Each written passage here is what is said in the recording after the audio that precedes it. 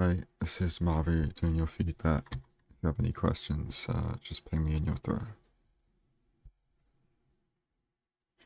Already got the RSG reset count and the RSG stats and the ranked C.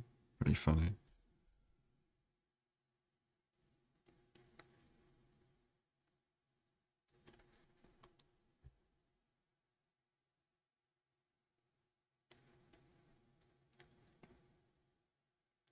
Um, Already? So we're resetting on, I didn't see what FOV it was, but it looks like it might have been 80 or something. If we go up to Quake Pro, there's like a settings change. Like, why are we just not resetting on Quake Pro? Like, the reason in the past was like Quake Pro mapless was like more difficult, right? But with the proper resolution thin macro, it doesn't really matter at all. Being on Quake Pro or not, it's still really easy to do mapless. So I'd recommend just trying to play on Quake Pro the whole time instead of starting on 90 or whatever it was. It's weird. Do you not have preload like the world on or something? I don't really know what caused that to take a long time to open. Um, Definitely loot the gold nuggets here as well, because like you can get an extra gold ingot from that, which can be useful as a throwable distraction. Um, Here you could use it to make a gold shovel as well, if you don't have enough to do iron pickaxe, iron shovel. But I think the correct play on this overworld is to yeah, grab these gold blocks when you get your 2 logs, crafting table sticks, and yeah, you make your iron pickaxe, go back for those gold blocks, gold axe, gold shovel, mine. Like when you have like multiple gold blocks in the overworld, you probably don't need to grab so much wood because you can make gold pickaxes if it's like bad terrain. It's like you only get punished for not grabbing loads of wood if you spawn in like a floating lava ocean thing, right?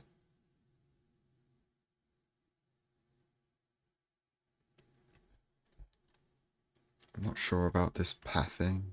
Like,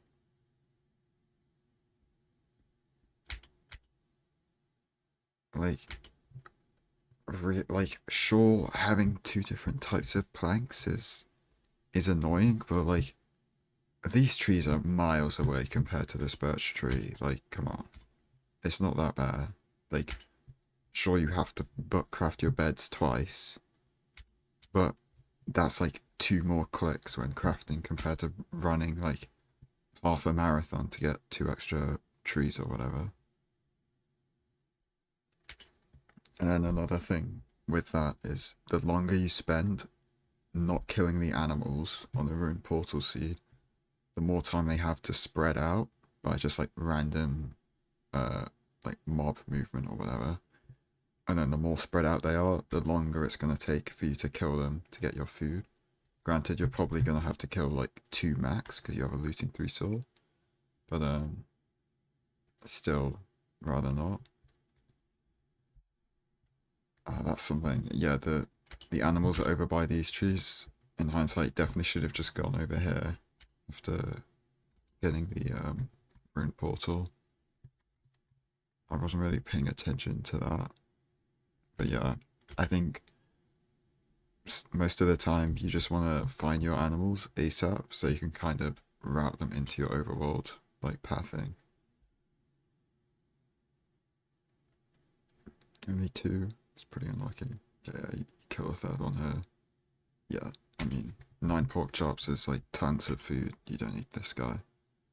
But it was barely any time loss, so it's not really that big a deal. I like the pie change in the overworld. Um, are you just not using thin macro? Because it's just faster in ranked straight up because you don't have to waste the RTA time changing settings to E-ray with it. Like, you use the correct resolution. What are you on? Oh, you're on 1440p, so I don't know the correct resolution for thin macro on that, but you can definitely experiment with it. There's a Meebee video that kind of explains why you want to use a thin macro. If you want, I can link that to you in your thread. But yeah, just not having to settings change in ranked whenever possible is like just better.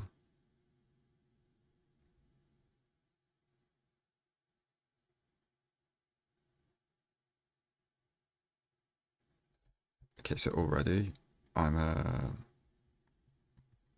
going to like double tap your inventory key to like look at your inventory for like 0.1 seconds, and then you open it again later to put gold, like on the next jump, to put gold into your hotbar, because like it's just nice on a housing. That was my Discord ping, by the way. I should be on streamer mode, but guess I'm not.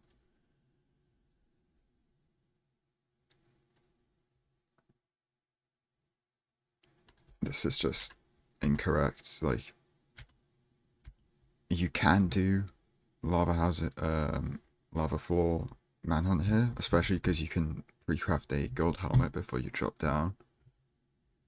If you're uncomfortable with that, just do top down instead, because you're forcing 20 because it's ranked, right?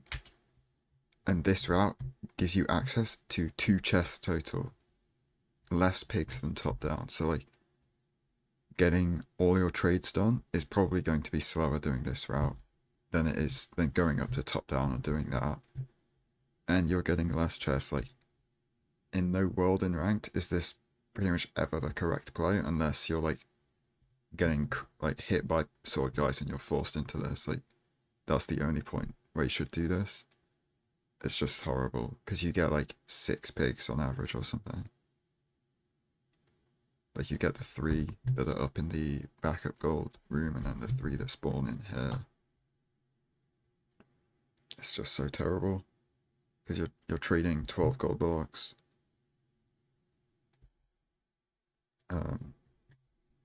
Yeah, and then the reason you could have done a manhunt, I forgot to mention it at the time, but you could have done manhunt because you had non-burning blocks, which is these crimson planks.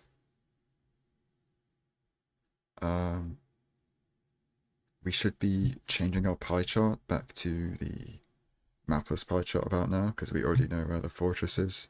And the sooner we do that, like, if you have it already changed, by the time you enter the fortress, you can use it to, like, preemptive the blaze spawner, if it's hard to find.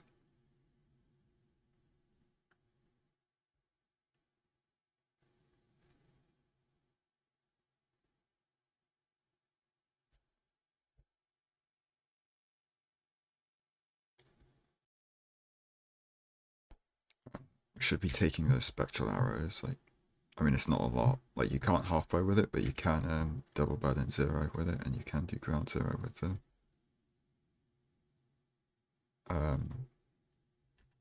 So, a thing with clearing your inventory in the Bastion, there's no point throwing out stuff like quartz and magma cream until you've left the Bastion. Because when you pick up your trades for the final time, you're most likely going to just get another stack of them into your inventory. So like, you're throwing out this stack, but you're just going to pick up more later. So there's no point to throwing it out now. The things you should be focused on throwing out are non-stackable items that you get from trades. So that's like the soul speed books, spare fire res, that stuff. And then the other junk you've got from doing the route. So that's like stuff from the chest, like the bone blocks, and then the blocks you mine in the route, which is blackstone bricks, blackstone. And also, like, if it was an ocean seed, you might have kelp in your inventory, you might have magma blocks, like stuff like that. It's the stuff you want to be throwing out in the Bastion, and then worry about the rest of the stuff when you're after you've left. Hey, that's another thing. Extra iron soul speed boots, something to throw out. Did we really?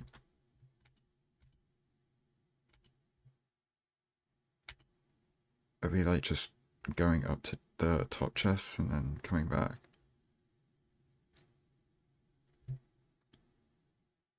Yeah, you pulling it every time, even in top down. It's just faster to get a pile hang off if you can.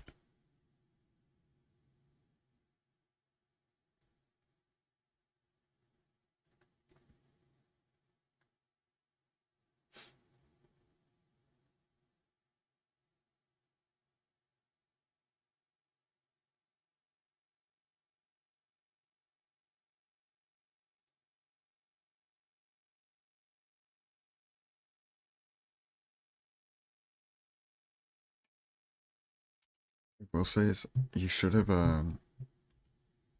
be opening your crafting recipe book at some point because you want to use it to make your woolen, glowstone, and nether bricks. Okay, in ranked, you pretty much always want to pre-craft your bed in the bastion because pre-crafting it when you're at the spawner means that the time between you started activating the spawner and the second spawn cycle goes off is going to be longer than if you get there and or rather, so that what I'm trying to say is if you craft your blaze bed in the bastion compared to at the spawner, the time between activating the spawn, the first spawn and the second spawn is going to be less if you're blaze bedding the spawner because when you craft the blaze bed in the bastion, you're not crafting it at the spawner, so you can kill your first cycle, blaze bed immediately, and then punch out the fire and all that.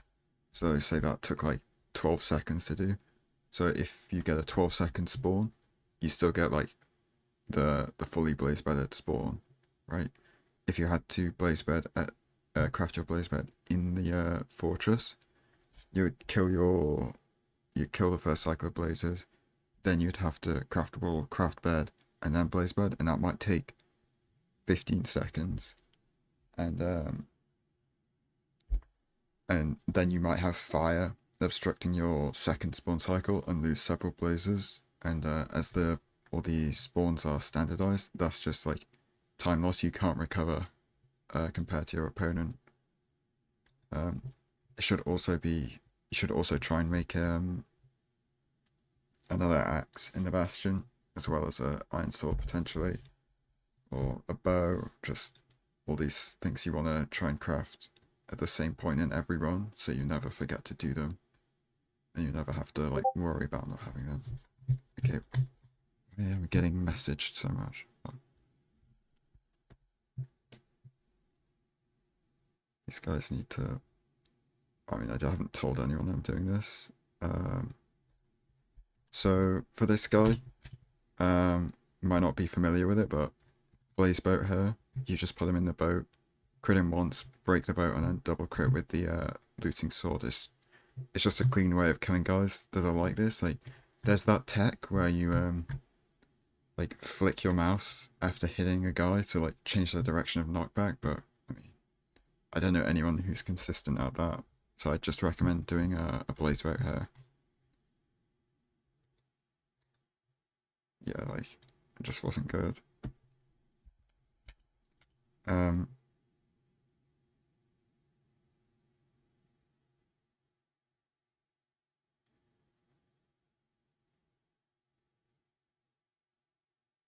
and there wasn't really a nice way to handle that with a skeleton, so that's fine. Craft your if you're waiting for a guy like that, craft Eyes of Ender, craft wool, craft glowstone, just all the stuff like that. What the hell was that for? I don't understand where you place those blocks.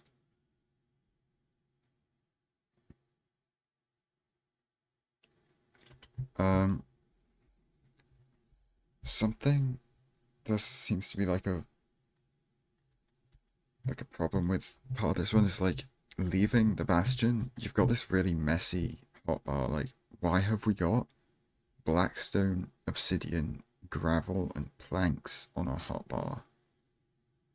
Like, you'll notice most people will run like a set hotbar where every single slot is used throughout the whole run. So like, you'll have pearls on there post bastion. You'll probably have like your boat, maybe a bed, and then gravel soul sand is a common choice because you pretty much always have a stack of both, and you can use them uh, very, very liberally because you have so many of them, right? And then like you'll preserve the nether brick you get from trades for your zero cycle or something. It's just something to think about having, like trying to come up with uh, your own like hotbar that you want to have on the bastion leaf.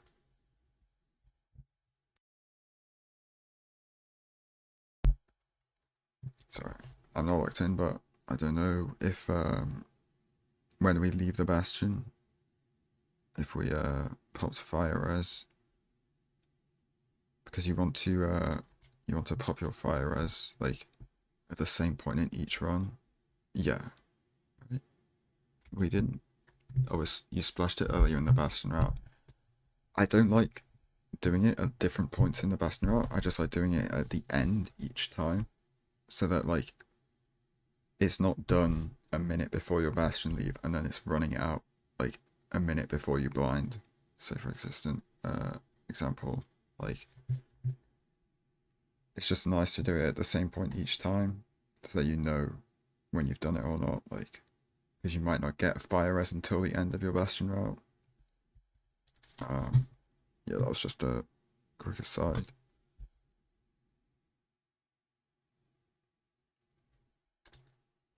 Yeah, I like crafting eyes in the nether, but trying to overlap it with the blaze killing.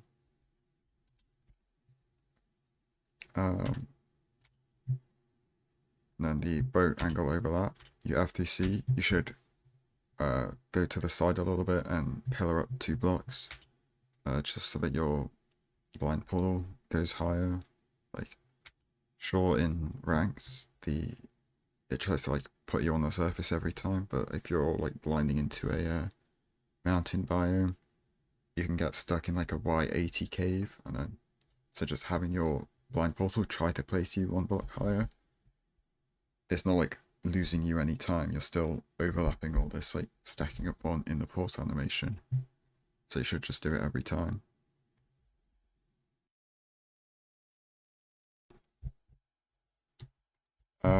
I try to learn retimeless eye measuring compared to pausing.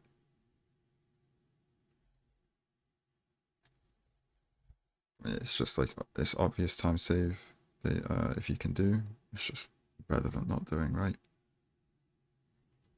Um, so in so like there's like a different way you want to play end games in RSG and ranked. Like in RSG, you're just full sending the pace to try and like beat your PB, right?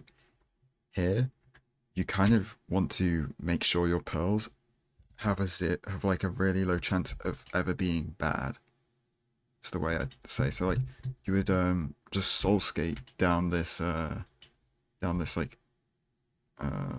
like corridor thing until you can like see the terrain that you would be pearling at. I mean, it's only 80 blocks, but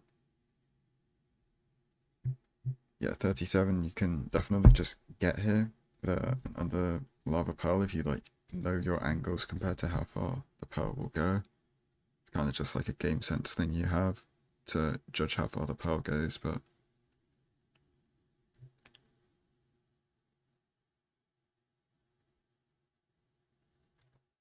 I mean, I don't like you trying to find the correct angle here. Like, you know you want to pearl here pretty much regardless, because it's going to be much closer to your second portal cord, so just pearl onto this island as soon as you see it. Like, and you just need to bridge back a little bit.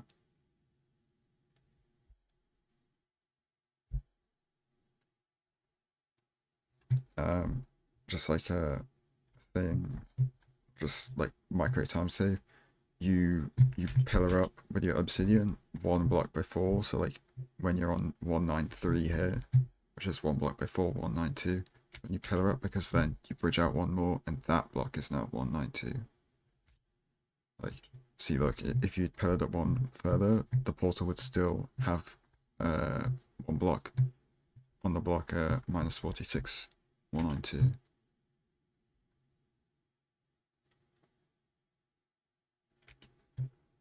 I mean, just unfortunate mechanical mistake.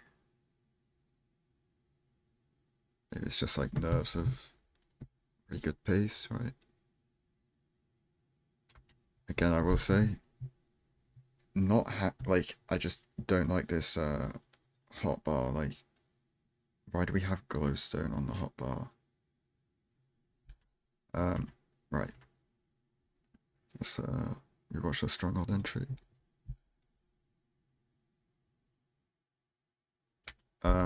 Okay, so first thing, pause immediately on a dimension change on the stronghold enter rather, and the main reason for that is so that the 70 mob cap doesn't get filled up before you start doing your preemptive scans. That way, you're more likely to have 0 entity readings and be able to find your pure spike easier, right? Second of all, stay in the portal to do the hitbox preemptive. If you don't know that, I can send you the like guide video by Mauvu on how to do it. And then the third thing, use thin macro for preemptive. It's just much more precise, and the reason being more precise is important is having a smaller amount of screen of a field of view being measured on your screen means you're less likely, or you're more likely to be able to have an angle where you're looking at the portal room and have all the other noise that might be next to it that would corrupt your portal room spike. You're more likely to have an angle which you can look at, which has none of that noise, so you can get the pure spike on more often.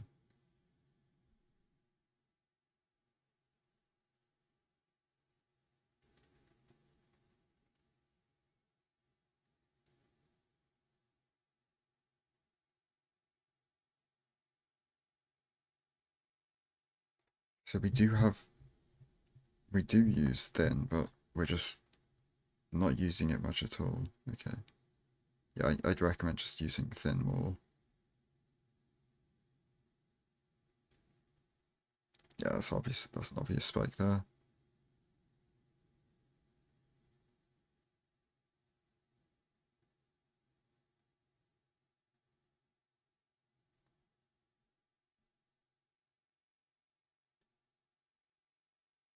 This is what I mean. Like, you just want to craft all your 2x2 crafts earlier in the run, like between pearls, between blaze heads, all of that stuff. And then also bow. Yeah, like these are pre-crafts that you want to do at the same point in the run, pretty much, so that you always know when you have it and you don't have to think about, oh, do I need to make a bow in the portal room? And then like sometimes you will, sometimes you won't, right? You don't want to be thinking about that. Like, you just want to enter portal room and enter end straight away.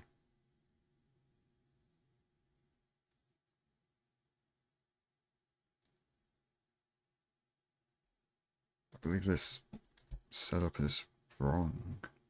Like, you on cage you want to bridge out 3 instead of 2, like most like instead of like most towers like M85, stuff like that.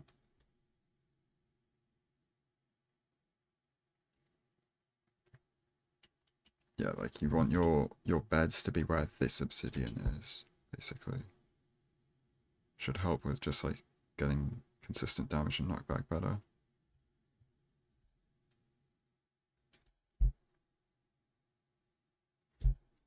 Um, I mean, it's like weird thing to like say, but like don't put your bow over your pickaxe, because very few times your pearl onto the cage tower can clip you into the cage, and you'll have to dig out or something if you don't have a water bucket to go through the top. And then so what I do is I put it over my axe, because I'm not going to use the axe mid-zero cycle, right? But yeah, I mean, you don't really have to change that. It's not very important. Um, yeah, I feel like the feedback I gave was like not the most like effective way of communicating everything I wanted to mention, but yeah, I'd say overall, I'd say the hotbar stuff, having like set hotbars for the different segments of your run is pretty important to like making sure you know where everything is, being confident in your mechanics, just knowing where your obsidian is, knowing where your blocks are, knowing where your pearls are, and just having immediate access to them whenever you need them, right?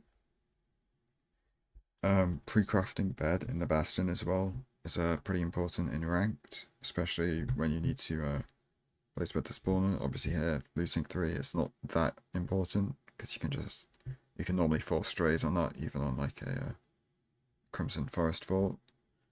And then the preemptive stuff like pausing immediately, using thin and dirty FOV for your initial scans. Yeah, I'd say just using thin more overall for like E-ray. It can be useful as well for finding rune portals because like they're still just a structure with a chest. You can just do mapless buried treasure for them as well, right?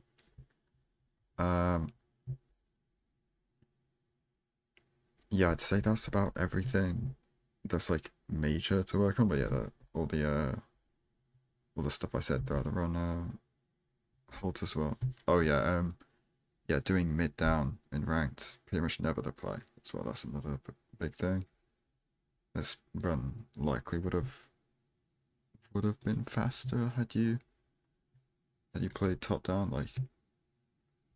It's like 8 more seconds to go from here to the top down part, right? Top down out in ranks, like trading all the gold, like 135, 140 bastion split. So like you're up 8-10 seconds. So like 220 route start, 130, 140 bastion split. So that's 4 flat bastion lead. Compare it to your bastion lead on this.